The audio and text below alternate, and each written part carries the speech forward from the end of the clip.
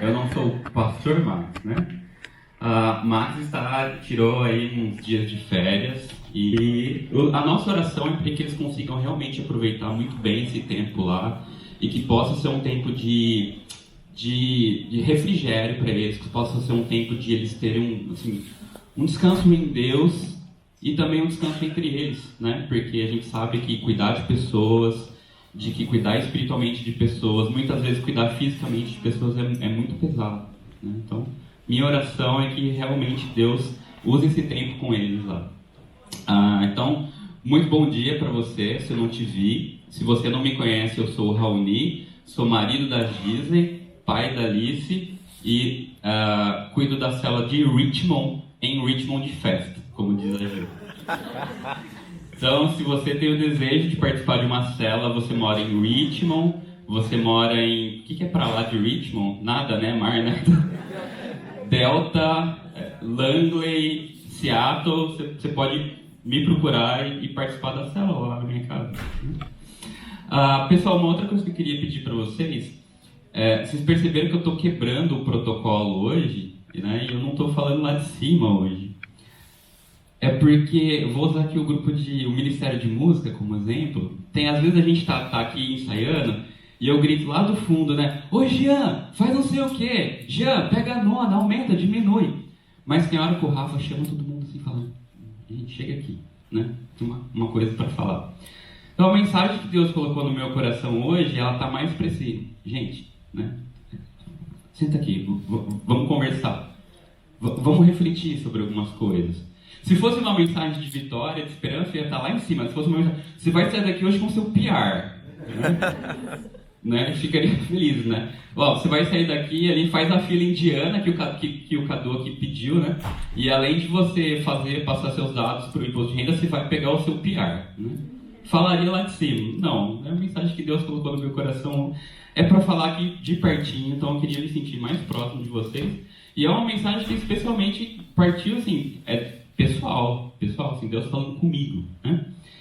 Falar em PR, na hora que eu olho daqui assim, eu vejo algumas pessoas aqui que já têm PR, eu vejo algumas pessoas aqui que já inclusive têm cidadania, né? Que é o auge, né? E vejo algumas pessoas que acabaram de chegar, não é verdade? Então eu queria, assim, não importa se você acabou de chegar ou se você já é cidadão, eu queria que você tirasse aí alguns segundos para você lembrar do seu planejamento para vir para o Canadá. Você lembra? Você lembra como é que você ficou sabendo do Canadá? E aí a sua busca de ficar vendo vídeo no YouTube, todos os YouTubers, né? Você assistia, aí você falava, cara, encontrei o vídeo que vai mudar a minha vida. No final, falou e não falou nada, né? Não vou falar aqui, né? Não vou dar spoiler aqui, mas... Enfim. Mas vocês lembram que foi um tempo de planejamento pesado? A gente não tem direcionamento, a gente não sabe... A gente sabe que o destino é o Canadá, não é verdade? Mas o planejamento ali... E aí você planeja, e aí você tem o visto aprovado, e aí assim, vem aquela borboleta no estômago. Você fala, cara, agora eu tenho que ir. Né? Tava conversando isso com uns amigos muito próximos. Falei, cara, a hora que chegou o visto, aí que bateu o desespero, tem que ir. Né? E eu e Gisele, a gente plantou uma igreja lá no Brasil, também muito parecido com a igreja de Atitude, em parceria com o pastor Hugo e Caltamara. E teve um momento assim, antecedente ao momento de planejamento, um momento assim que a gente orou, Deus, realmente, o Senhor quer que a gente plante uma igreja aqui, nessa cidade? Para quem? De que jeito? E aí veio o planejamento de pôr no papel, tal, e vai. E aí começa, gente, primeiro ano de uma plantação de igreja é uma loucura. Porque você tem que fazer as coisas funcionar, não é verdade? Você tem que pôr ministério infantil para rodar, você tem que pôr ministério de música, ministério de recepção. E aí você vem, você liga cabo, você não tem lugar fixo. Gente, é muito louco, é loucura. Eu sei o que é. Mas aí chega assim, depois de um tempo, né? Você chegou no Canadá. Você já está no seu college, muitas vezes já passou do college. O que você tem que fazer se você é uma pessoa assim esperta? Você vai parar, você vai respirar e você vai lembrar de onde eu vim, onde eu estou e qual é o meu objetivo. Porque se você decidir fazer isso só no final, a probabilidade de você ter errado é muito grande, na verdade. Gosto muito do Amir Klink. O Amir Klink foi um dos primeiros, foi o único que fez uma travessia da África para o continente sul-americano. Porque é a travessia mais perigosa do mundo, é onde mais desaparece um barco. E agora, eu li o livro, ele fez todo o projeto e tal. Agora, imagina se ele sai da África e só quando ele chega em algum lugar ele para olhar onde ele chegou. Não dá, na verdade. Você vai se perder. Então, por que eu estou trazendo essa palavra aqui hoje? Porque a Igreja Atitude, Vancouver, acabou de completar 1 ano. Não é? É ou não é verdade? Então, o momento da gente parar e a gente avaliar assim, o que Deus quer fazer da gente como igreja, é agora, não é daqui 5 anos. A gente precisa começar a pensar nisso agora. Porque uma igreja que transforma vidas, e é o nome da nossa mensagem de hoje, uma igreja que transforma vidas, uma igreja com atitude, ela depende da gente entender o que Deus quer fazer de nós, aonde nós estamos e a partir de quem somos, agora. Se você olhar lá, eu não vou pedir para você a Bíblia agora, porque a gente tem bastante texto aqui para a gente ler, mas se você for em Apocalipse 2, Deus tem uma mensagem para as igrejas. E são mensagens duras, porque Deus fala assim, olha, através de João, eu tenho uma coisa para falar para as igrejas, e eu quero que você escreva e manda carta para ela. E a primeira igreja é a igreja de Éfeso, e se você ler o livro de Efésios, quando Paulo planta a igreja, você fala, cara, uma igreja maravilhosa, eu quero estar lá, quero viver na igreja de Éfeso. E quando você vai para o Apocalipse, Deus está falando assim para Éfeso, conheça o seu sofrimento. Você passa pelo seu sofrimento de forma dura, de forma rigorosa. Você vence o sofrimento. Conheça o seu louvor, é bom. Vocês são bons naquilo que vocês fazem. Estou contextualizando, tá, gente? Vocês são bons. Vocês vêm para o culto, vocês cantam, vocês erguem a mão. Mas eu tenho uma coisa contra vocês. Que vocês esqueceram o primeiro amor. Vocês esqueceram qual que é o motivo e a razão de vocês estar fazendo isso. Então a pergunta que eu faço para a gente hoje é qual igreja que a gente quer ser daqui 5 anos, daqui 10 anos? Qual a igreja que nós queremos ser no Canadá? Quem é a igreja que Deus trouxe você do Brasil para ser aqui no Canadá? Porque se você está numa igreja brasileira em Vancouver, você está numa igreja brasileira em Vancouver. Meu Deus, que redundante. Mas Deus trouxe aqui por algum motivo. E a gente precisa pensar nisso agora. Não é verdade? Faz sentido isso que eu estou falando? Porque se for daqui 5 anos, gente, o time já passou. A gente já perdeu o time. Para a gente falar de igreja, quem é a igreja que a gente quer ser, isso embora eu esteja falando isso no coletivo, igreja, ele parte do pessoal. Porque a igreja é cada um de nós. O Espírito Santo habita em cada um de nós de forma separada. Nós acreditamos que nós somos igrejas onde nós estamos. Hoje nós acreditamos que aqui, a gente fala que aqui é a casa do Pai, porque nós, onde o Espírito Santo habita, estamos reunidos aqui. Mas isso aqui não é sagrado, isso aqui não é santo. A hora que a gente sair daqui, isso aqui vai voltar a ser um neighborhood comum, como qualquer outro. A igreja é onde nós estamos. Então eu queria resgatar aqui com vocês o que é a igreja. Para que a igreja existe? Qual é o objetivo maior da igreja? E para isso eu tenho que voltar, né? Vocês me permitem aqui 10 minutos, eu tenho que voltar lá no começo de tudo. No começo de tudo, para a gente poder entender. Deus, antes de tudo existir, ele já vivia de forma plena em 3 figuras, em 3 pessoas. Deus Pai, Deus Filho e Deus Espírito Santo. Nós acreditamos que o nosso Deus é um Deus trino, que coexiste em 3 pessoas. E esse relacionamento era tão perfeito, era tão bom, que Deus quis compartilhar isso. E entre eles falaram, vamos criar pessoas que a gente possa amar e elas possam conviver e ter o mesmo tipo de relação amorosa que a gente tem. E vamos. E a Bíblia diz, gente, isso que é o mais chocante para mim do Evangelho, que naquele momento Deus pensou em cada um de nós. Deus não pensou em criar Adão e Eva e daqui vai e o que vier veio, não. Diz a Bíblia que cada um de nós foi pensado naquele momento. Não só foi pensado, como amado. O seu nome, para pensar nisso. Seu nome foi soprado na eternidade, antes de tudo existir.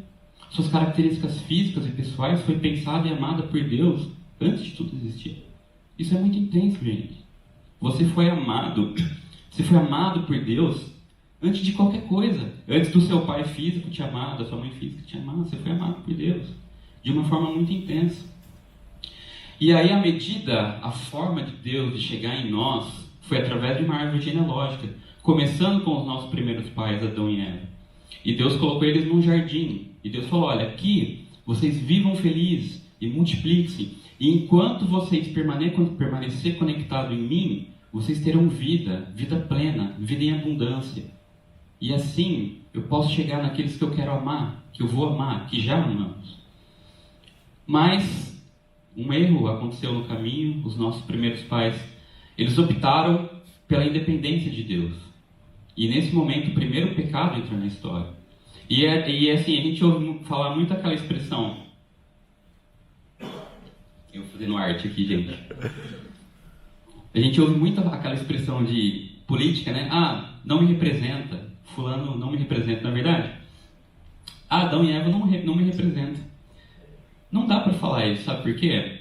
Você tomou a decisão de vir para o Canadá, não tomou? Eu tomei. A minha filha, quando eu tiver netos, os meus netos não vão poder falar assim: vovô, você não me representa. Mas ele nasceu no Canadá.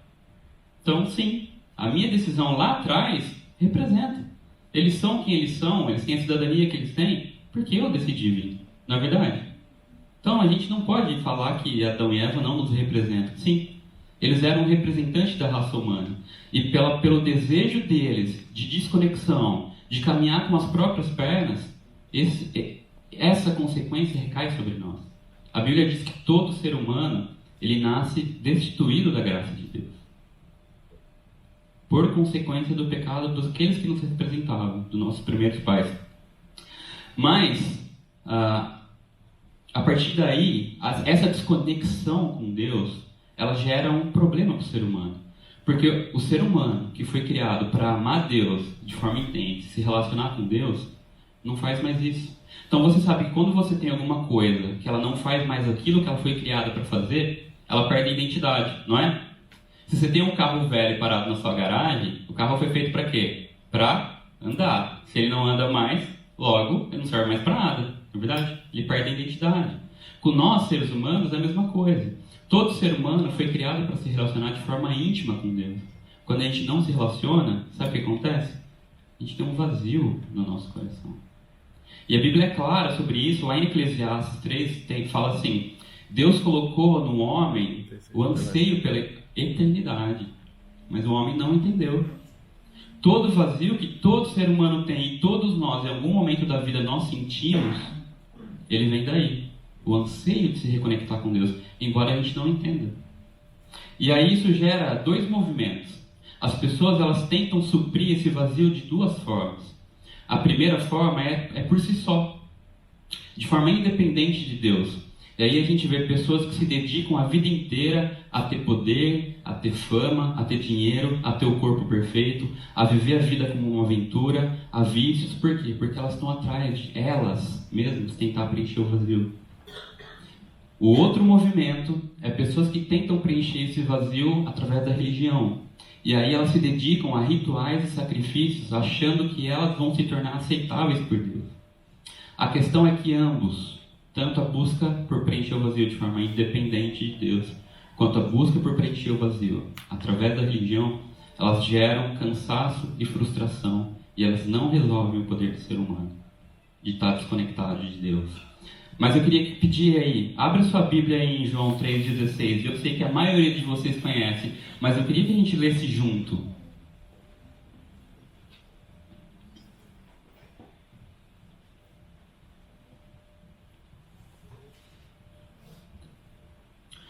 A questão toda é que antes de tudo, antes da possibilidade de os nossos primeiros pais se desconectar de Deus, Deus já tinha um plano. Porque Deus amava tanto a gente que Ele já criou um plano. Se isso acontecer, se um dia eles optaram pela desconexão, eu tenho um plano. Você tinha o plano B quando vinha para o Canadá? Tinha, né? Claro que tinha. Você é esperto. Ué, por que Deus não teria, né? Vamos lá, vamos ler o texto junto. Eu estou lendo uma versão um pouquinho diferente, mas você acompanha na versão que você tem aí. Deus amou tanto o mundo que deu seu Filho, seu único Filho, pela seguinte razão: para que ninguém precise ser condenado, para que todos, crendo nele, possam ter a vida plena e eterna. Esse é o plano de Deus. Ele entrar na forma humana na história, viveu uma vida sem pecado, dependente de Deus, e aí ele ganhar o direito à vida eterna. E aí ele dá de presente essa vida para todo que acredita no que ele fez na cruz. Maravilhoso, não é, gente? Sabe por quê? Porque a religião diz que você tem que ser bom para Deus. O cristianismo, que não é religião, ele diz que você não precisa ser bom para Deus. Deus ama você e vai em direção a você, independente da sua história, independente do que você possa fazer. Porque o padrão de Deus é muito alto. A gente nunca vai ser aceitável por Deus. Ele nos aceita independente do que a gente faz. Essa é a maior verdade sobre o Evangelho. Então, mas eu queria, a gente está falando sobre igreja, na verdade, a gente está falando sobre igreja. Então, isso, gente, essa história, ela gera dois momentos. A gente tem um momento que antecede Jesus Cristo como pessoa. A gente tem toda a história antes da cruz e toda a história depois da cruz. Então, Deus chegou para uma família, Deus chegou para um patriarca na antiguidade chamado Abraão e se apresentou para ele, se revelou para ele. Falou: Abraão, vem aqui, eu sou o seu Deus. Eu provejo para você o alimento, eu cuido da natureza, eu cuido de tudo. E a partir de você, da sua descendência, eu vou fazer uma grande nação e eu vou abençoar ela até a eternidade. Até a eternidade. Mas isso te traz uma responsabilidade. Eu quero que você faça uma coisa. Eu quero que você ensine a sua descendência a me amar e a viver de forma que vocês motivem os outros povos ao seu redor a olhar para vocês e falar: uau, o que vocês têm de diferente? Eu quero ser igual a vocês. E nesse momento, Abraão, você vai falar assim: nós temos um Deus e nós seguimos a palavra desse Deus. Aí nasce a igreja. Essa é a igreja que começa lá na antiguidade. Viver de forma com que os outros povos olhem, se interessem pela nossa vida e falem: uau, eu quero isso. A questão toda é que a descendência de Abraão, a nação de Israel, ela se perde. Ela esquece o propósito. Ela faz um plano, ela começa o plano e ela não olha para trás. E aí Deus vem, Jesus vem, entra na história, vive como um ser humano. E ele fala assim: a partir de agora, os meus representantes não é mais a nação de Israel como nação, como raça, como sangue, mas agora são os discípulos. São todos aqueles que olhar para a minha história e entender o que eu faço. Isso eu posso. Então, a igreja, ela é isso. A igreja é a comunidade de discípulos em missão no mundo. A igreja é a comunidade de discípulos em missão no mundo, com o intuito de viver de uma forma atrativa, levando a todo mundo a conhecer aquilo que foi feito na cruz, que tem o poder de transformar. Amém? Então, qual que é o objetivo da igreja? Abre sua Bíblia, por favor, em Mateus 28.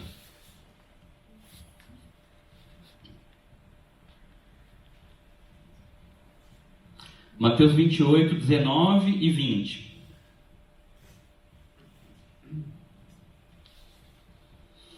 Então, Jesus aproximou-se deles quem? Os discípulos. E disse: foi-me dada toda a autoridade no céu e na terra. Portanto, vão e façam o quê? Discípulos de todas as nações. E coincidentemente se reúnem em Vancouver, batizando-os em nome do Pai, do Filho e do Espírito Santo, ensinando-os a Obedecer a tudo o que eu lhes ordenei, e estarei sempre com vocês até o fim dos tempos.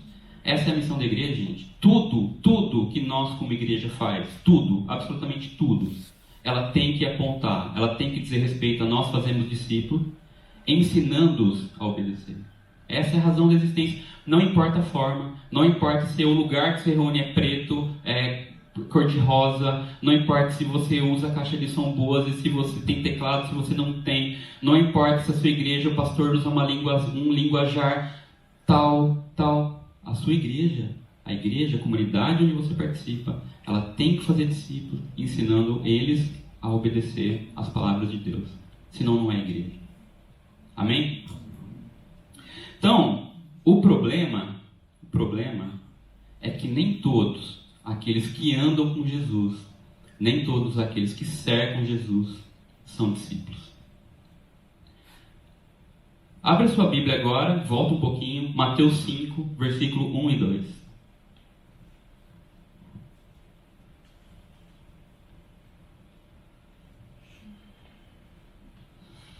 Vendo as multidões, Jesus subiu ao monte e se assentou. Seus discípulos se aproximaram dele e começou a ensiná-los. A gente vê duas características de pessoas aqui, não é? Multidão e discípulo. Percebam que os discípulos estão em meio à multidão. Então agora pergunta. O que difere multidão de discípulo? O que significa ser discípulo de Jesus? E agora sim, se você nasceu na igreja assim como eu, agora sim, tira sua roupagem de igreja e responde para você. O que significa ser discípulo de Jesus? A Bíblia aí dá a resposta. Agora vai lá, Mateus 7. Mateus 7, versículo 21 a 24.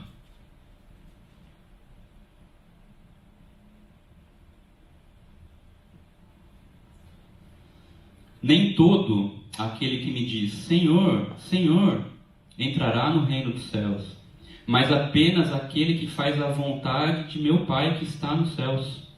Muitos me dirão naquele dia, Senhor, Senhor, mas nós não profetizamos no seu nome, em teu nome não expulsamos demônios e não realizamos muitos milagres? Então eu lhes direi claramente, eu não te conheço. Portanto, quem ouve estas minhas palavras e as pratica é como um homem prudente que constrói a sua casa sobre a rocha. Gente, o que difere a multidão de discípulos? Eles ouvem a mesma palavra, eles ouvem dos lábios de Jesus. O que difere? A resposta a essas palavras. A resposta. As multidões, elas andam perto de Jesus, elas andam com Jesus, elas estão com Jesus, elas comem daquilo que Jesus dá, elas vêm na igreja, elas levantam a mão, elas louvam, elas oram, elas até leem a Bíblia. Mas quando elas precisam tomar decisões do dia a dia, elas continuam tomando as decisões baseadas naquilo que elas acham que ela tem que fazer. Elas continuam tomando as decisões baseadas nos desejos dela, sem consultar o que o Pai quer para elas, para a vida delas. Discípulo, ele entende que o maior propósito da vida dele foi resolvido na cruz. Então ele se rende a isso, ele ouve o que Deus tem para dizer, e ele muda. As ações deles não são mais baseadas naquilo que eles acham. As ações são baseadas naquilo que Deus pede para eles fazerem. Entendeu a diferença? Alguns domingos atrás eu estava dando aula aqui de manhã na nossa escola bíblica, e eu trouxe alguns dados aqui. E quando eu me deparei com esses dados, eu falei, porque eu tinha uma leve imagem, mas eu falei, cara, é mais complicado do que eu imaginei. Primeiro, Brasil. O Brasil tem 86% de pessoas que se dizem cristãs, dos quais 35% são evangélicos. Porém, a desigualdade nunca foi tão grande. A injustiça social, eles têm um índice, gente, que mede injustiça social, o IBGE, cresceu pelo 17º trimestre consecutivo. As crianças estão entrando na fase sexual, na média, com 13 anos. 13 anos, na média. Sabe o que é isso? Minha mãe é inspetora de escola pública. Ela falou, Raoni, esse número 13 aí não é real, não. Não, mãe, não. Então quanto que é? 8. Falei, que isso, mãe? Ela falou, sim, filho. É triste, mas a gente vê coisas que a gente pede para Deus para realmente nem ver. Nem ver. Divórcio, o índice de divórcio está em 46%. A gente sabe o que é isso? Significa que a cada 3 pessoas que casam, uma já está divorciada e a segunda possivelmente está caminhando para o divórcio.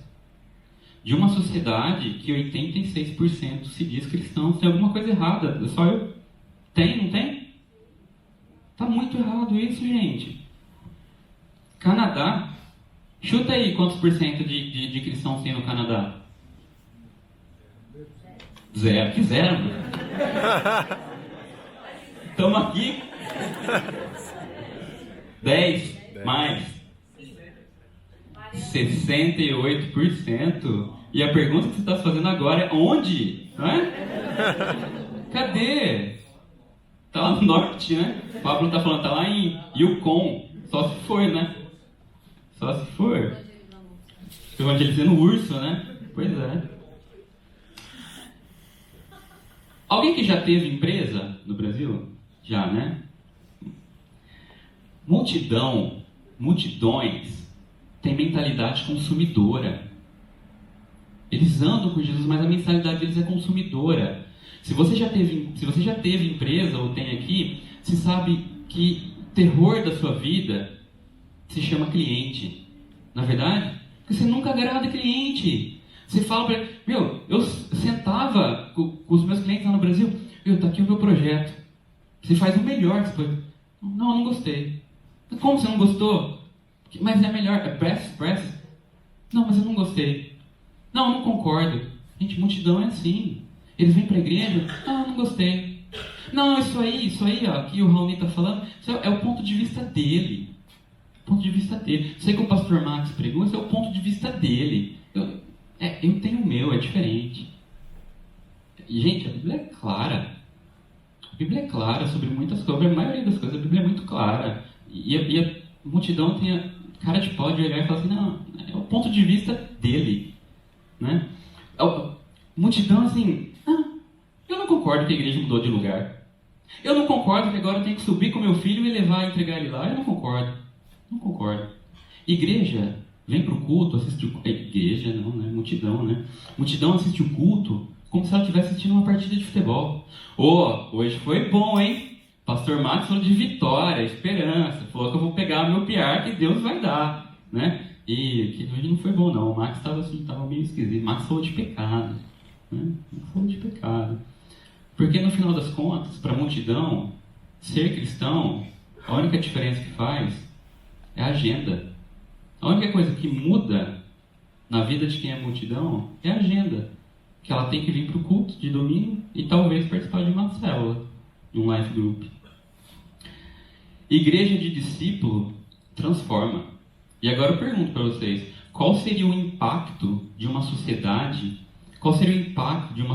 onde tivessem discípulos nas empresas, nas escolas, nas universidades e na construção das leis? Discípulos. Se a gente olhasse para a realidade do Brasil e olhasse para a realidade do Canadá, e eu vou ser audacioso, se nós tivéssemos 5% de discípulos, a realidade seria diferente. Seria diferente. Porque a Bíblia diz isso. A Bíblia diz que discípulo é sal da terra e luz para o mundo. Então, se você tem mais luz, a iluminação é maior. É ou não é? Então, eu queria agora que você fizesse uma pergunta para você mesmo. Que eu falei que a gente completou um ano aqui de Igreja Atitude, não foi? Em um ano, 365 dias. Pra gente mais, porque a gente fez um ano em janeiro, né? Foi janeiro? 365 dias. É muito tempo.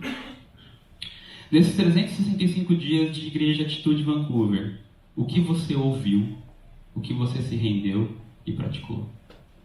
Porque no final das contas, se resume a isso. Você hoje é mais parecido com Jesus do que um ano atrás? E eu sei que você vai responder assim, sim! Então eu te desafio. Olha para a pessoa que convive com você e pergunta, amor, sou mais parecido com Jesus do que um ano atrás? E quando eu faço essa pergunta para mim mesmo, é tipo, como se tivesse uma facada, assim, né? E eu sei que é uma pergunta que te perturba também. Mas eu não posso deixar de fazer, porque diz respeito a isso. Não é verdade? Se eu sou discípulo, eu tenho que ser mais parecido com Jesus a cada dia. Eu não posso olhar para 365 dias atrás e falar, cara, eu não evoluí, eu não consegui. Não dá certo, gente. Então eu queria convidar agora vocês para a gente olhar para o que Jesus tem a dizer. Porque você pode olhar para mim e falar assim, Rony, eu não sei como ser discípulo, cara. Não sei como fazer.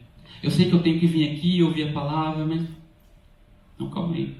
Então vamos ouvir dos lábios do próprio Jesus o que se espera de um discípulo, o que se espera de um discípulo que transforma uma sociedade, que transforma a vida. Então eu queria te convidar para a gente abrir a Bíblia lá, no texto de Lucas 10. Eu trouxe aqui hoje, né? Porque vocês perceberam que eu estou citando muito a Bíblia, né? Então eu tomei a liberdade de trazer aqui hoje, na versão NVI. E eventualmente vai ter um outro texto que a gente pode olhar, e aí você sinta-se à vontade para poder manusear seu aplicativo, sabendo que o texto básico está aqui.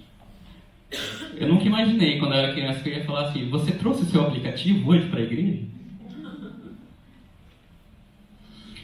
A primeira coisa que a gente tem que saber aqui, antes de começar a ler, é que a metodologia do ensino de Jesus, ela é diferente da nossa. A gente é acostumado assim, você entra na igreja piazinho, né? E você sai da universidade. Aí, o que é a nossa maneira ocidentalizada de instruir? Ela diz: quanto mais informação você prover para aquele indivíduo, mais capacitado ele vai ter para viver. Certo? Verdade? Não. Não. Eu saí da universidade sem conhecimento algum. Não é? Pensa aí. Quem fez engenharia aí? Você saiu da faculdade de engenheiro? Tá louco, cara. Dá uma ponte aí para construir que eu mato todo mundo. Né? Porque é uma maneira assim, equivocada de ensinar. Jesus não ensinava desse jeito. Jesus caminhava uma milha e falava para os discípulos: agora vai. Vai para onde? Vai. Vai o que, Senhor? Vocês vão e faz tudo o que eu ensinei. Mas você ensinou o quê? Tudo. Eu fui, eu falei, eu evangelizei, eu expulsei demônios, eu curei. Agora vocês vão e faz. Ah, tá. Entendeu? A maneira de ensino de Jesus é diferente. Conforme ele vai vivendo, ele vai ensinando. Então, eu queria que a gente vai olhar de forma muito rápida, 4 princípios que norteiam as vidas dos discípulos. O que é um princípio? Princípio são normas que direcionam. E a gente vai olhar depois 4 ações que a gente tem que praticar como discípulo.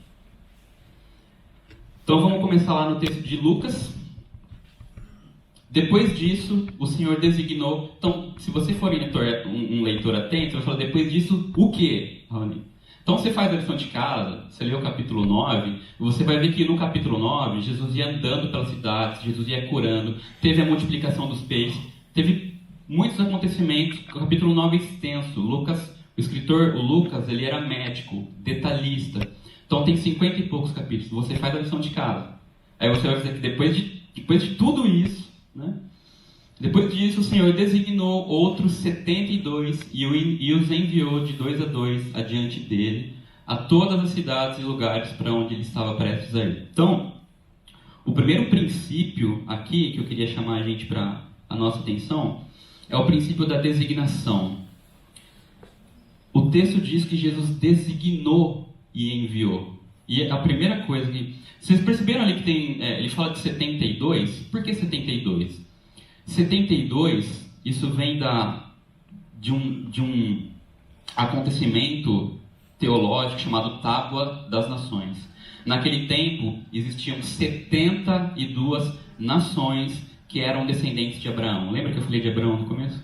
72. Então, a representatividade lá, sociológica, eram 72 nações. Então, significa que eles enviaram pessoas para todas as nações, que falassem todas as línguas, certo? Mas não é isso que eu queria falar, isso você pode esquecer. A designação é assim, a gente entender que a missão, ela não é dada para pastor. Missão não é dada para pastor. Missão não é dada para seminarista. Seminarista é estagiário, gente. Quando você tem alguma coisa que você quer fazer, que você não quer fazer na empresa, o que você faz? Você chama estagiário, né? A igreja é a mesma coisa. Quando tem alguma coisa que você não quer fazer, você chama um seminarista, né? A missão não é para pastor, não é para seminarista. A missão é para todos nós. Para todos nós. E o maior golpe que a missão sofreu é quando ela passou a acreditar que quem tinha que fazer missão era pastor e missionário formado nas agências. Não é real, gente. Esse é um equívoco muito grande. Em algum momento a gente começou a achar que Pastor, missionário, seminarista faz missão, mas engenheiro, businessman, médico, professor, são pessoas que Deus autorizou para ter uma vida, para ganhar dinheiro, para ter uma vida, uma qualidade de vida alta, para viver no segundo melhor país em qualidade de vida, na segunda melhor cidade em qualidade de vida, pelo 5º ano consecutivo. É isso, né? É isso. Não. A vida é muito mais que isso, gente. Ele diz ali, ó, que assim, vocês vão na frente porque eu vou depois. Não é isso que o texto está dizendo? O que isso significa? Significa que a vida de cada um de nós, nós somos como se nós fôssemos maquetes do reino. As pessoas têm que olhar para a nossa vida e enxergar o reino. Enxergar o reino. E a gente é enviado antecipadamente, porque o reino depois vem. Mas quem anuncia somos nós. Não é pastor Max, não é seminarista, somos nós. A gente precisa entender que tudo que a gente faz é fruto do desígnio e do envio de Deus. Onde você está hoje, o meio de trabalho onde você está, o core de onde você está, não é acaso, gente. É fruto do desígnio e do envio de Deus para representar o reino. Um outro princípio, o princípio da dependência. Ele continua lá, ó. E ele disse: a colheita é grande, mas os trabalhadores são poucos. Portanto, peçam ao Senhor da colheita que mande trabalhadores para a sua colheita. Vão, eu os envio como cordeiros entre lobo. Gente, as pessoas estão sedentas por espiritualidade. Elas estão. E se elas estão procurando espiritualidade no lugar errado, é porque a igreja de Deus não está atenta. Eu tenho um amigo, ele é formado em geografia pela USP de São Paulo. Ele é missionário. E ele foi no encontro. Ele falou assim: Raul, eu vou te contar aqui, cara, eu tive um encontro esses dias que foi um choque de realidade para minha vida. Eu falei: que encontro que foi, Davi? Eu fui no encontro de espiritualidade. Eu falei: pô, então foi legal, né? Ele falou: não. Porque era espiritualidade... Ele falou assim: Raul, eu entrei lá, cara, numa chácara. E eu entrei lá, eu vi um cara de sunga abraçando uma pedra. E aí eu vi um outro abraçado na árvore, um grupo de pessoas abraçadas na árvore, cantando para a árvore, e pessoas com pedra na mão. Cheguei lá assim: cara, qual que é o lance? Não, a gente está desenvolvendo espiritualidade. Ah, tá. É triste, gente. Vocês sabem um dos movimentos que mais cresce em São Paulo? Curso de liderança. Sabe para que é? Tântrico. Porque as pessoas estão despertando a espiritualidade através da sexualidade. Não fica chocado, não. Lê Efésios. Efésios tinha o templo da deusa Diana, que tinham 3.000 prostitutas, das quais todos os homens da cidade de Éfeso iam para lá para ter relação sexual. Para quê? Perversão? Conexão espiritual. É o que foi vendido para eles. Eles entendiam isso. Mas é verdade, a questão é, o ser humano, desde a desconexão com Deus, ele é sedento por espiritualidade. Agora, se ele está encontrando uma espiritualidade que é deturpada, a pergunta que a gente tem que estar se fazendo é: será que a igreja não está sendo desatenta em relação a isso? Um outro princípio da mutualidade, né? Jesus envia eles de quantos? 2 em 2. Às vezes a gente se sente sozinho na caminhada espiritual, não sente? Muito. Então a pergunta, talvez, é se a gente não está caminhando na espiritualidade, se a gente não está caminhando na jornada espiritual de forma errada. Porque, é claro, cara, vai de 2 em 2, porque é mais leve. Você precisa ter pessoas na sua vida para você compartilhar a sua espiritualidade. Você precisa ter pessoas na sua vida para compartilhar os seus momentos de fraqueza. Eu tenho um amigo aqui hoje, dentro da igreja de atitude, que eu ligo e falo: claro, eu tenho a minha esposa é, mas tem coisas que eu preciso falar externo ao meu casamento. E às vezes eu ligo assim e falo: cara, estou me sentindo ansioso. Sabe aquela ansiedade que você não sabe o motivo? Tô ansioso, cara. E aí ele começa, né? Você tomou 8 café hoje? Não, eu tomei 5 expresso. Meu Deus! Para com isso! Você falou com Deus? Falei, tá. Entendeu? Percebe o cuidado? É diferente do que caminhar sozinho. Último princípio. Princípio vamos ali, ó. Não levem bolsa, nem saco de viagem, nem sandália, e não saúde ninguém pelo caminho. Princípio da leveza. Hebreus 12, ele correlaciona a nossa vida espiritual como pessoas que estão numa maratona, numa jornada. E uma maratona profissional tem 42 quilômetros. Você vai correr 42 quilômetros, você leva bagagem? Não, filho, se você levar bagagem você não vai chegar. Vai levar uma sacola de 10 quilos, 12 quilos? Não. É a mesma coisa. Sabe o que a Bíblia está nos ensinando? Quando você se apega muito ao dinheiro, à profissão, a quem você é no mercado profissional, a sua posição, isso vai te atrapalhar. Você não vai chegar onde você tem que chegar. Vocês querem ver como vocês vão entender? As pessoas às vezes chegam não é nessa igreja, tá? Vou usar as palavras do Marcos. Né? É em Nárnia. Lá no grupo, né? Lá na cela. Ô irmão, ora pra mim aí, eu preciso arrumar um emprego. Vou morar, claro, vou morar. Yeah. A célula ora, a pessoa arruma um emprego. Sabe o que acontece? Some da igreja. Aí você encontra pessoas, né? Lá no Stanley Park, perdão, falei que eu não era daqui, né? E tem um Stanley Park em Nárnia, né? O que aconteceu aí, brother? Não, sabe como que é, né, cara? Trabalho pesado, aí tem que trabalhar no final de semana aí pra pagar o aluguel, pra ganhar dinheiro. Tá certo. Aí a pessoa chega, irmãos, oram aí pra mim, a gente tá tentando ter filho, né? Engravidar, cumprir a promessa de Deus. Bom, vamos orar, claro. A pessoa engravida, o filho nasce, o que acontece? Aí você encontra, né? Não no Stanley Park, você encontra no Shopping Iguatemi. Melhorou, né? O que aconteceu? Sabe como que é, né? Criança pequena e tal. Aí, aquilo que deveria ser usado como instrumento na missão, virou a razão em si mesmo. Virou um fim em si mesmo. Já era, perdeu. Agora eu queria me concentrar aqui, nas ações, cara. O que são ações?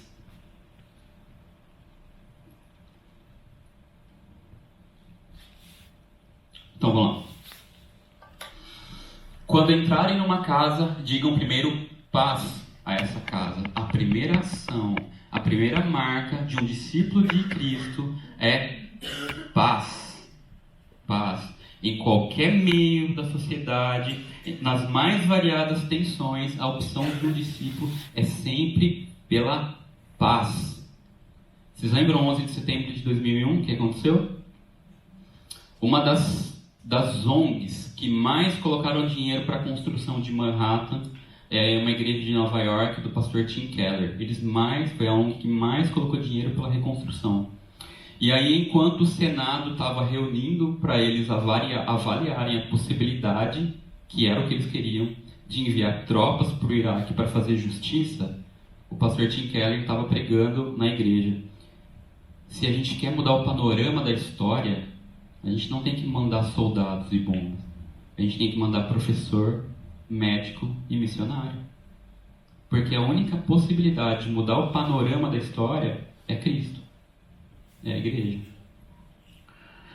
E eu sei que, falando agora da nossa pátria, o Brasil vive um momento muito delicado em relação à violência, não é?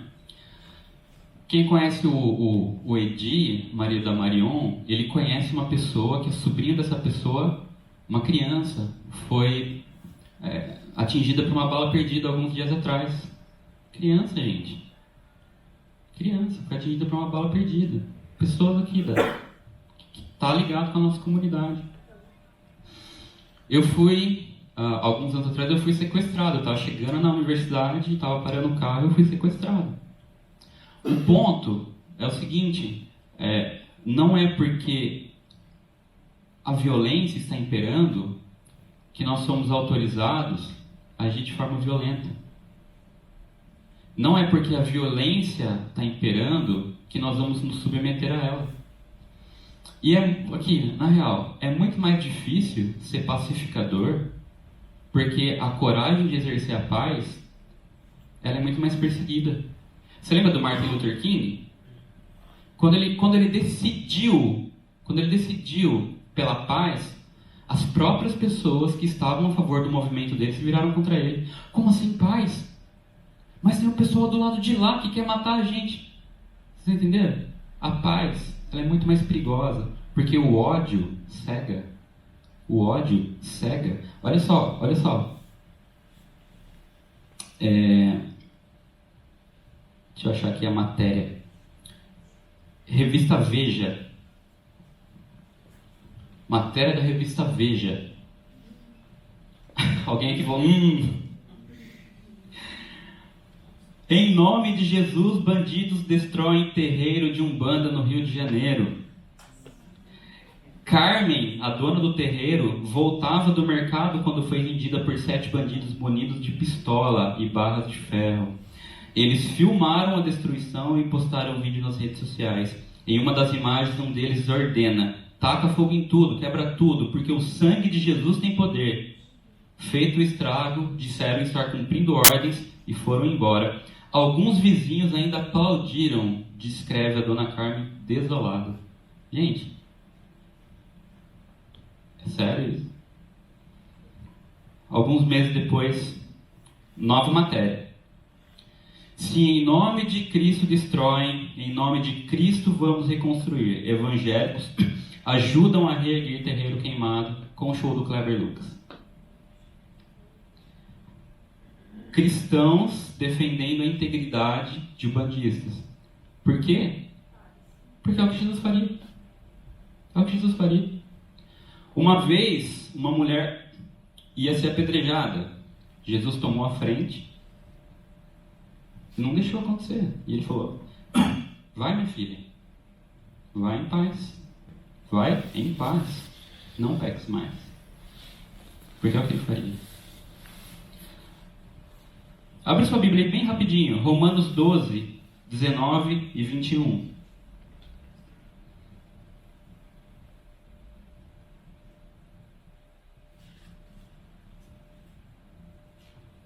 Amados, nunca procurem vingar-se, mas deixem com Deus a ira, pois está escrito: minha é a vingança, eu retribuirei, diz o Senhor. Não se deixem vencer pelo mal, mas vençam o mal com o bem. Então, a primeira marca de um discípulo é ser um ministro da paz. E não só na sociedade, em casa. E é difícil ter paz em casa, não é verdade? Alguns estão rindo aí para mim. Sim, em casa. Quando seu marido faz aquela coisa que você odeia que ele faça há 10 anos, né? Quando a gente estava estudando de manhã sobre os homens do reino, um chegou assim para mim e falou: Raoni, eu ouvi hoje cedo, cara. Minha esposa olhou para mim e falou assim: fulano, há 10 anos que você faz isso.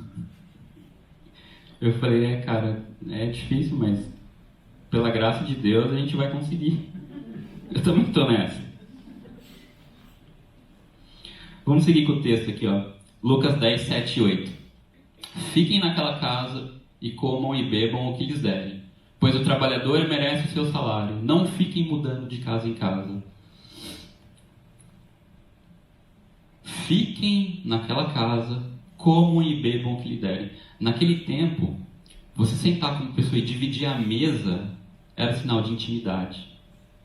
Hoje também, você convida alguém para ir para sua casa sentar e comer, se você não é íntimo dela, ou se você não tem interesse em ficar íntimo dela? Você convida alguém para ir na sua casa comer, se você é uma pessoa assim mais ou menos? Não. A menos que você esteja convicto da sua missão, né? Depois a gente conversa sobre isso, né? Mas assim, no geral, você convida? Não convida, né? O que Jesus está pedindo para a gente aqui desenvolver? Amizade. Amizade com intensidade. Amizade com constância e intimidade. Isso é muito difícil para alguns, sabe por quê? Porque eu fui criado num contexto em que eu não podia ter amizade com os meninos fora da igreja, porque eles eram do mundo. Eu não podia ir nas festas da faculdade, porque era festa do mundo. Eu não podia, entendeu? Eu assim, a minha vida eu tinha que dar uma escapada para ir para a escola, uma escapada para ir para a universidade, mas o meu habitat natural era a igreja. Verdade? Mentira. Mentira, a Bíblia é clara. Deus, Jesus, ele faz o quê? Nos envia. E a Bíblia diz que a igreja, ela vai na cultura. E diz que por ela ir na cultura, as portas do inferno não vão prevalecer sobre a igreja. Significa que se a porta do inferno não vai prevalecer, a gente não vai ser atacado. Nós vamos atacar, gente. Entende de estratégia militar aí. Se as portas do inferno não vai prevalecer, quem ataca é a igreja. Não é o contrário, não. Não é o contrário. Então a igreja não é um lugar seguro para você criar seu filho. A igreja não foi feito como uma redoma para os cristãos não serem atacados. É o contrário. Jesus nos envia no mundo em meio a uma cultura. Lembra lá do versículo 1, versículo 3? Eu envio vocês como lobos em meio... ao contrário, né? como cordeiros em meio aos lobos. A cultura que a gente está não é uma cultura que vive os valores do reino. E se a gente não se ligar disso, a gente é consumido pela cultura.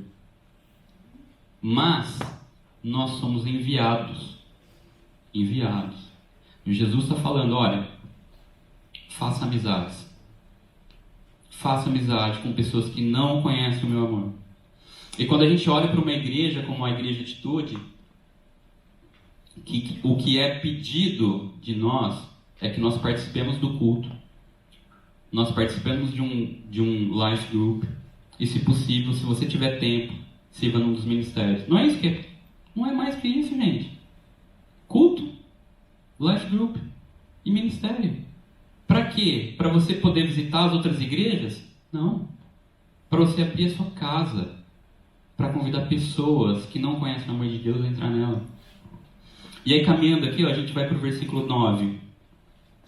Curem os doentes que ali houver e digam-lhes: o reino de Deus está próximo de vocês. E aqui explica o motivo da gente fazer amizade. Porque Deus está falando que Ele vai nos usar para curar pessoas. Gente, hoje, aqui em Vancouver, março de 2020, tem pessoas no seu trabalho que estão passando por depressão. Tem pessoas no seu trabalho que, se não estão em depressão, estão flertando com ela. Tem pessoas solitárias. Tem maridos lutando contra a possibilidade de não amar mais as esposas. Tem esposa lutando contra o desejo de não amar mais o marido. Tem filho sendo rebelde com o pai. Tem ou não tem, gente? É você. Deus vai usar você para curar essa estrutura. Você precisa demandar tempo da sua agenda para estar com essas pessoas. Para essas pessoas sentar com você, confiar em você, abrir o coração dela e falar: olha, a minha vida está assim. O que eu faço? E você vai ser instrumento de cura na vida delas. Amém? Você vai ser instrumento de cura na vida delas. E cura de relações. Gente, abre aí as redes sociais para você ver como as relações, elas estão enfermas. Gente, é uma polaridade louca. Ninguém tem mais o direito de falar nada que seja contra o outro. Uma coisa não faz sentido, gente. Que mundo que a gente está vivendo? Se eu tenho uma opinião contra o Fernando, eu sou subjugado. As relações estão esquisitas ou não estão? É cura, elas precisam de cura. Mas eu vou ainda mais. As nossas estruturas precisam de cura. Porque as leis que a gente tem não favorecem. Se você trabalha, dependendo do lugar onde você trabalha, tem pessoas lá que estão sendo subjugadas por uma rotina de trabalho que ela não tem que ter. Por regras que ela não tem que ter. Então, se você é um discípulo de Cristo, se você está lá, você tem que estar lá, você tem que lutar para mudar aquela estrutura, para trazer cura para aquela estrutura. E por último aqui, a última ação, versículo 10 e 11. Mas quando entrarem numa cidade e não forem bem recebidos, saiam pelas ruas e digam: até o pó da sua cidade, que se apegou aos nossos pés, sacudimos contra vocês. Fiquem certos disso. O reino de Deus está próximo. Aqui você vai lá assim, então, Rani, aqui sim, eles não vão nos receber, então aqui é a hora que eu posso, Não. Você percebe que existe uma oposição entre o versículo 10 e o 8? O 8 fala assim: quando entrarem na cidade e forem bem recebidos, e o 10 fala: quando entrarem numa cidade e não forem bem recebidos. O que isso quer dizer? Quer dizer que onde existe um discípulo de Cristo, presta atenção, onde existe um discípulo de Cristo, vai haver uma instabilidade no lugar. Uma instabilidade vai ser causada. E eu queria chamar aqui, o apóstolo Paulo, para tentar deixar isso mais claro na nossa mente. Abre sua Bíblia em 2 Coríntios 2, do versículo 14 ao 16.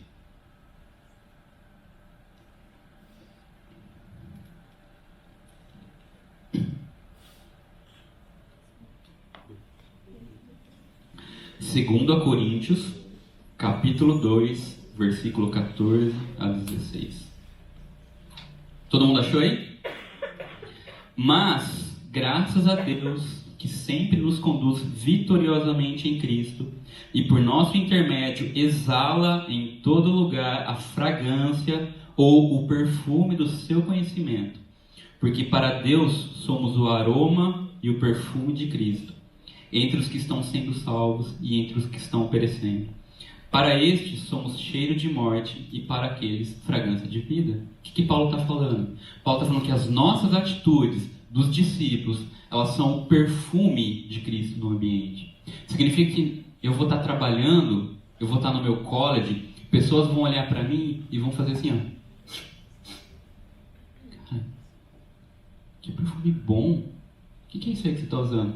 Não, perfume de Cristo.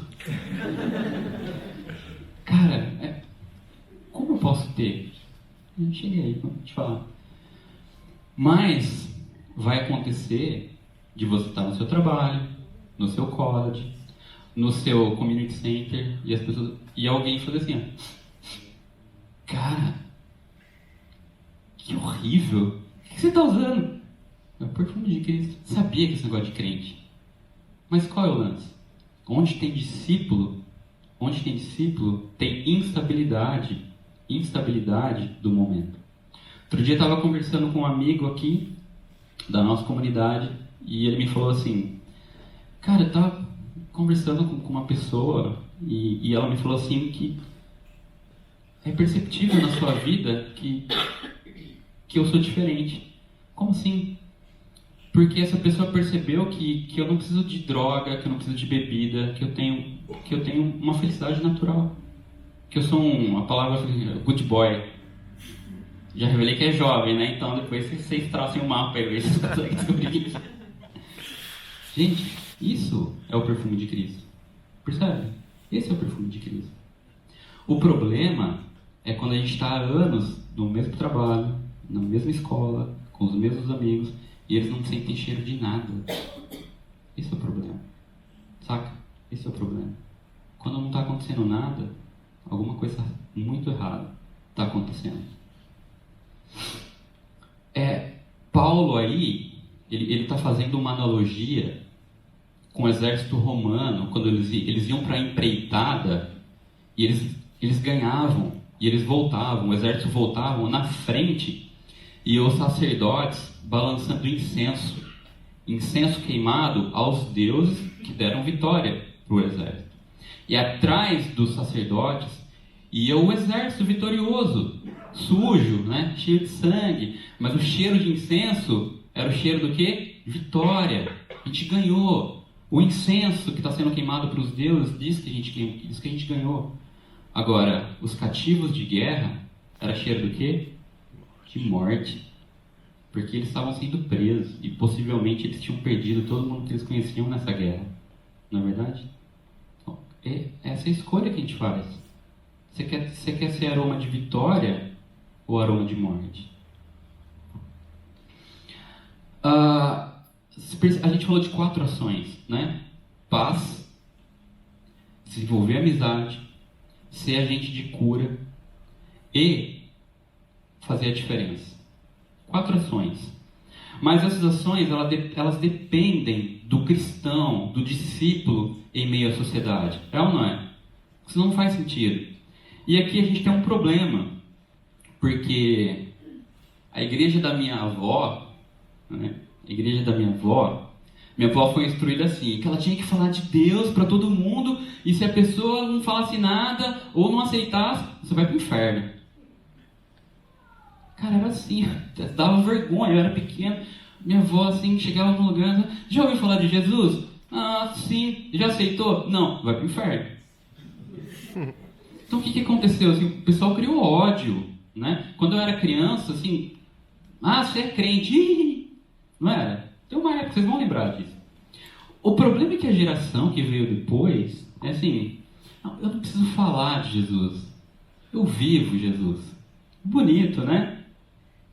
A questão, filho, é que Jesus não te autorizou a viver a missão sem palavras. Você não foi autorizado a viver sem palavras. Olha o que ele fala assim, digam-lhes, o reino de Deus está próximo de vocês. Jesus pede para a gente verbalizar a nossa fé. A gente não foi autorizado a viver como um agente secreto, vivendo os princípios do reino, mas ninguém pode descobrir. Porque no final das contas, sabe o que está por trás disso? Vergonha.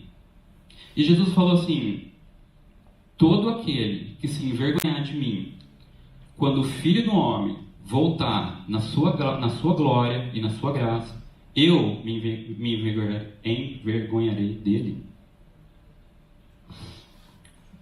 Abre sua Bíblia aí, Romanos 10.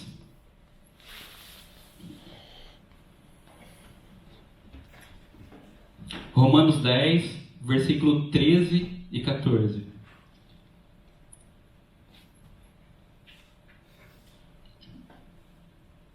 Todo mundo achou? Romanos 10, 13 e 14. Porque todo aquele que invocar o nome do Senhor será salvo. Como, pois, invocarão aqueles em quem não creram? E como crerão naquele de quem não ouviram falar? E como ouvirão se não houver cristãos que falam? Você percebe? A gente tem que falar, gente. A gente tem que falar. É o que eles pediu para você falar essa semana. Essa semana, não é daqui a um mês. Não, assim, eu preciso me planejar. Não precisa. Porque essa palavra, arrependam-se, porque o reino de Deus está próximo, não parece um negócio meio imperativo? Olha, se você não se arrepender, vai dar ruim para você? Mas quando a gente vai para a Bíblia, para o original, para o grego, esse verbo assim, se arrepender muda a forma de pensar. Então Jesus está falando assim, olha, abre as portas da sua casa, receba pessoas que não conhecem a mim e fala para elas assim, olha, cara, muda a sua forma de pensar. Muda a sua forma de enxergar a vida. Deus tem algo melhor para a sua vida. Deus tem caminho melhor para a sua vida. Deus tem plano melhor para a sua vida. Deus tem decisões melhor para a sua vida. Percebe como é diferente? É diferente. É nesse momento que você vai ser usado como agente de cura. Porque as pessoas, a maioria das pessoas que se diz agnóstica ou ateu, no fundo, elas pensam assim, cara, se Deus realmente existe, Ele ama o pastor, Ele ama a galera do louvor que toca lá na frente. Mas a mensagem que Deus manda a gente falar é assim, Deus está muito mais próximo de você do que você imagina. Que isso, cara? Você não conhece a minha história. Você não conhece as decisões que eu já tomei na minha vida. Mas Deus fala pra gente continuar. Deus ama você muito mais do que você imagina. Não importa a sua história, não importa todas as decisões que você tomou até aqui, não importa. Ele está mais próximo de você do que você imagina. Semana passada eu estava aqui, a gente estava guardando as coisas aqui, e um amigo chegou e falou assim: cara, vocês vão ser o primeiro que vai entrar no reino de Deus aí. Como assim? Porque, vocês vêm aqui, é amor, sacrifício e tal. Aí eu falei assim, cara, assim, engraçado, porque uma das primeiras pessoas que a gente soube que entrou no reino de Deus foi um bandido. O cara passou a vida inteira roubando, né, fazendo maldade. Aí ele falou assim: era advogado? Eu não sei se era advogado, mas era o ladrão da cruz, não é? Passou a vida inteira errada. No último segundo ali, no último momento, se arrependeu. A questão é, não importa qual é a sua história. O reino de Deus, Deus está próximo de você, não importa. Não importa. Deus te ama muito mais do que você pode imaginar. Uma historinha aqui, muito rápida, 5 minutos. Quem aqui gosta de esporte? Quando eu era adolescente, cara, eu sou fissurado assim, por esporte. Na época de Olimpíadas, eu assisto tudo. Especialmente os jogos de natação. Olimpíadas de inverno, cara, eu ficava 3 horas da manhã assistindo curling. Né? Tipo, meu Deus, você é louco? No Brasil, né? Não tinha o menor plano de vir pro Canadá, mas o negócio é massa. Aí, eu nasci com bronquite. E aí alguém falou pra minha mãe que natação é bom pra bronquite. De fato é. Eu comecei a nadar. E eu comecei, fui e tal. Eu fui progredindo. Eu nadava na equipe de americana. Só que tinha um problema. Na hora que a gente ia pros treinos, os treinos eram muito exaustivos, assim. Eu chegava na baliza, assim, e os caras que nadavam, os caras que eram campeão brasileiro, eu olhava assim, gente, olha pra mim. Eu olhava pros caras, acho que aqui não é o meu lugar, não. Mas eu gostava de nadar, tal, tudo. Por que eu tô falando isso? Porque surgiu um ídolo, né? Só pra vocês terem uma ideia. O meu tempo nos 100 metros, nadando livre, né, que é crawl, cara, foi a minha melhor marca da minha história. Foi 1 minuto e 8 segundos. A galera que nadava comigo já, esses caras de 1,80 e 90, os caras já tinham 80 e 90. Os caras faziam 58 segundos. Gente, 10 segundos em uma piscina é muito tempo. Vocês não fazem ideia, é muito tempo. E aí chega um cara chamado Michael Phelps, o melhor de todos, gente, o melhor de todos. Ele tem 17 medalhas olímpicas. Tem ideia do que é isso? Ele tem 8 medalhas de ouro. O cara é muito bom. Sabe qual que é o tempo dele dos 100 metros? 41 segundos. Gente, é surreal. O que eu queria? Eu até tinha preparado um videozinho para falar, mas o nosso tempo já deu. O Phelps, depois que ele vence as Olimpíadas de Pequim, ele se aposenta. E ele tem um problema muito sério na vida dele, que o pai dele abandonou ele quando ele era criança. O pai dele saiu de casa, abandonou, largou. E aí, quem assumiu a paternidade dele foi o treinador dele. E ele, cara, o treinador dele sempre tratou ele como um filho, né? Mas assim, eu não sei se você teve pais separados. Eu tive meus pais separados. E tem uma dúvida assim dentro de você. Que vocês perguntam, cara, por quê? Tenho eu alguma culpa nessa história? E assim, algumas pessoas continuam a vida com uma revolta interna. Porque elas acham que elas têm uma culpa na história. E o Phelps foi um desses caras. E quando ele se aposentou, ele assim, cara, agora não preciso mais cumprir, ele já tinha muito dinheiro. Agora é vida louca, né?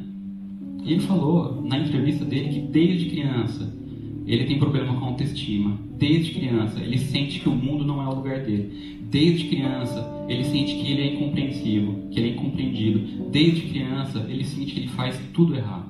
Gente, que peso para uma criança.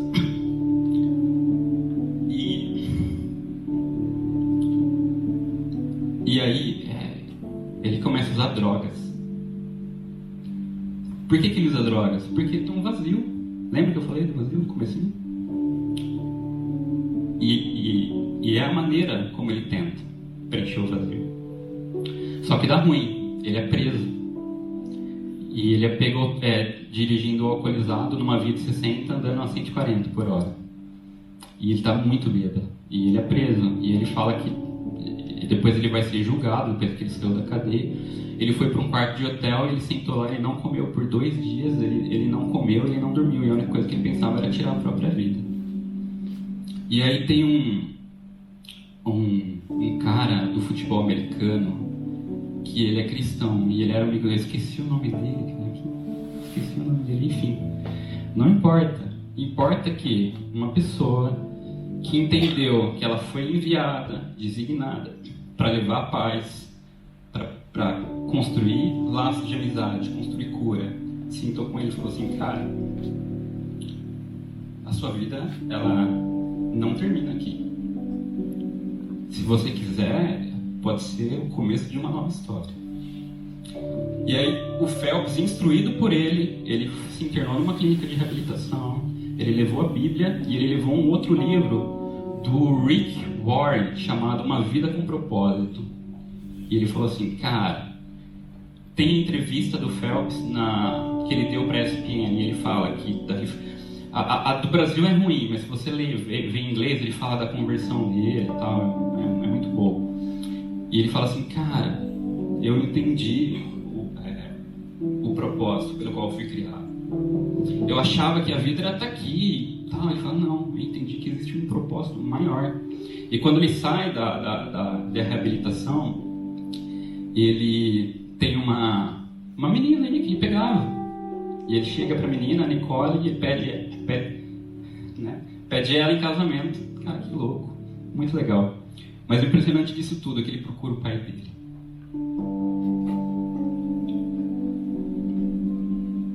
E eles têm a possibilidade de restaurar relacionamentos quebrados. Desculpa, gente. É porque é muito parecido com a minha história. Só que eu não tive essa possibilidade porque eu perdi meu pai antes.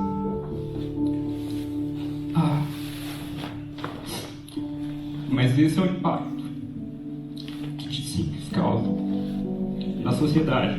E aqui eu queria chamar para vocês verem o impacto. Lê lá comigo lá o versículo 17. Vamos ler junto? Os 72 voltaram alegres e disseram: Senhor, até os demônios se submetem a nós em teu nome. O resultado é alegria. Você passa a sua vida inteira tentando ser o melhor funcionário possível. Você passa a vida inteira tentando construir patrimônio. Você passa a sua vida inteira querendo ser o melhor naquilo que você faz, que você nunca vai experimentar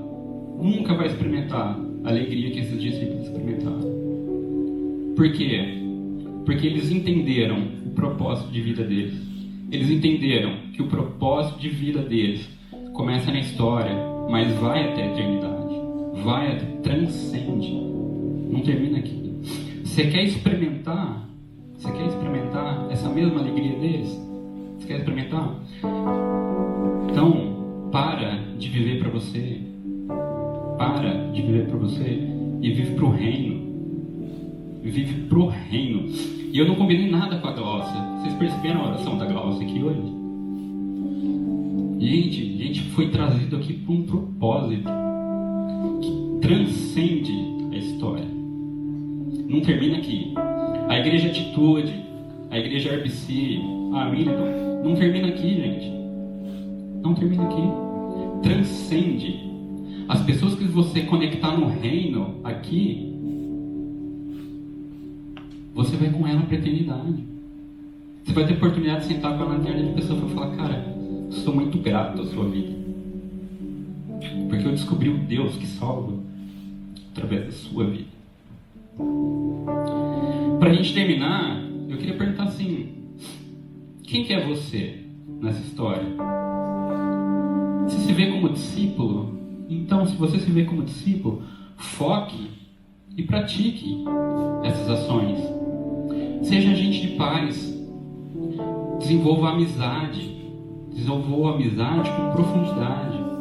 Seja agente de cura na vida dos seus amigos. E seja diferente no ambiente onde você está, de forma que isso seja perceptível para as outras pessoas. Mas pode ser que você tenha se identificado com multidão. Pode ser. E eu tenho uma boa notícia para você. Porque a Bíblia diz que Jesus olhou para as multidões e teve compaixão. Jesus amou as multidões. Só que o lance é o seguinte: Jesus amou, Jesus te convida a dar um passo à frente. Saia da categoria de multidão e vira discípulo. O que eu posso fazer, Raoni? Tá, então eu te dou duas práticas. Primeira, se comprometa com Deus. Reconheça isso diante de Deus. Deus, eu tenho sido multidão. Lembra que eu falei para vocês que essa veio é pessoal. Veio uma pergunta de Deus para mim, Raoni. Você está sendo discípulo ou você está sendo multidão? Porque a gente se perde com o tempo, não é verdade? Por isso que eu falo, a gente precisa parar e olhar para trás no nosso planejamento. Então, se você se identificou como multidão, Deus teve compaixão. O reino de Deus está aí, está do seu lado, está com você. O amor de Deus. Dá o próximo passo. Fale com Deus. Reconheça diante de Deus. Mas se comprometa com uma comunidade cristã. Não estou falando para você se comprometer com a igreja de atitude. Se comprometa com uma comunidade. Porque o que diferencia discípulo de multidão é que o discípulo ouve a palavra de Deus e pratica. A multidão ouve. Ouve. E ouve. Se comprometa com uma comunidade. Porque você vai ouvir no culto, você vai ouvir no Life Group e ter a possibilidade de entender de forma pessoal como a palavra de Deus chega até você. Você vai poder falar das suas dificuldades, das suas fraquezas, mas se comprometa com uma comunidade. E por fim, você pode se identificar como Phelps, nem como multidão, nem como discípulo. Você pode se ver assim como esse cara. Eu tive dentro da igreja a vida inteira, mas eu sempre senti que eu não era merecedor do amor de Deus. Eu tive numa comunidade, eu nunca tive numa comunidade. O amor de Deus, para você a notícia melhor ainda, o reino de Deus está próximo. O amor de Deus está próximo. Deus está muito mais próximo de você do que você imagina. O amor de Deus está muito mais próximo de você do que você imagina. Pai, muito obrigado pela sua palavra, que de certa forma constrange a gente pelo seu amor, pelo seu plano de usar a igreja na história e resgatar pessoas que você ama e levá-las junto para a eternidade. E obrigado pela sua palavra, que ela incomoda os nossos corações e faz a gente reavaliar a nossa relação com a gente mesmo e a nossa relação com você, Pai. E que essas palavras possam realmente ser agentes transformadores da nossa vida e que a nossa vida possa ser transformada de uma maneira com que possa tocar na vida de outras pessoas que também possam ter as vidas transformadas, Pai.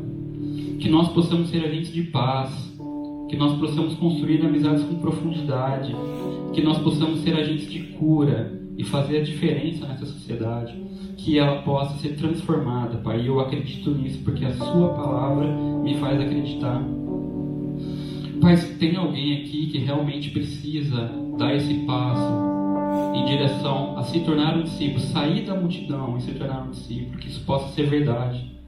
Que o Senhor incomode o coração dessa pessoa e essa pessoa tome essa ação, Pai, de ir em direção a Ti e dar um passo e se tornar discípulo.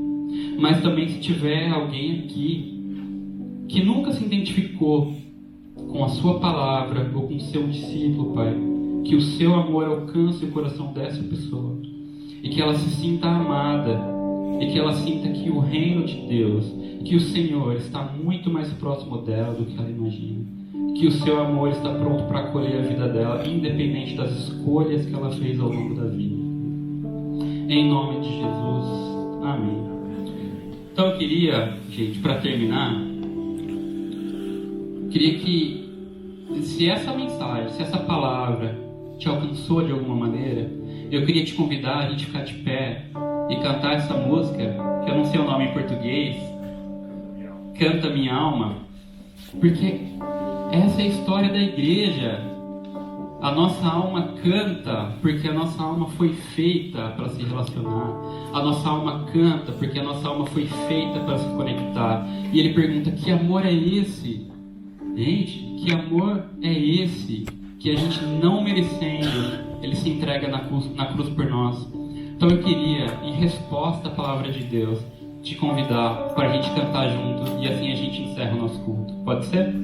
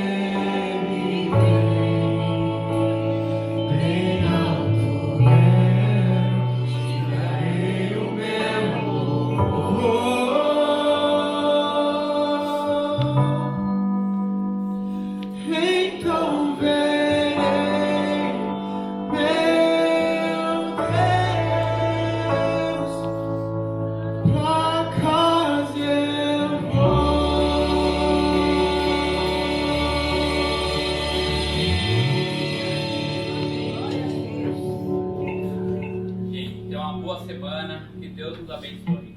Amém.